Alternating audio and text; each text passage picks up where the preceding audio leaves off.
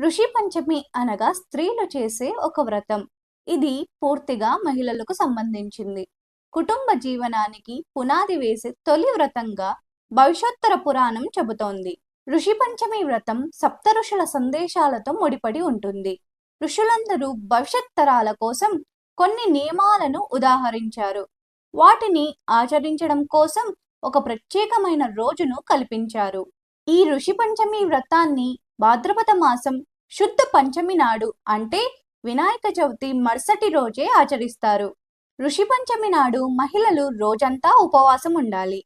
అన్ని వ్రతాలకు ఉన్నట్లే ఈ వ్రతానికి కూడా ప్రత్యేకమైన పూజా విధానాలు, వ్రతకథలు, నైవేద్యాలు ఉన్నాయి. మహిళలు ఋతుస్రావ కాలంలో జరిగే అనేక అనాచార, అపచార, అశుద్ధ, అశుభ్ర కార్యక్రమాలన్నిటికీ స్వస్తి పలకడమే ఈ వ్రతం ముఖ్య ఉద్దేశం.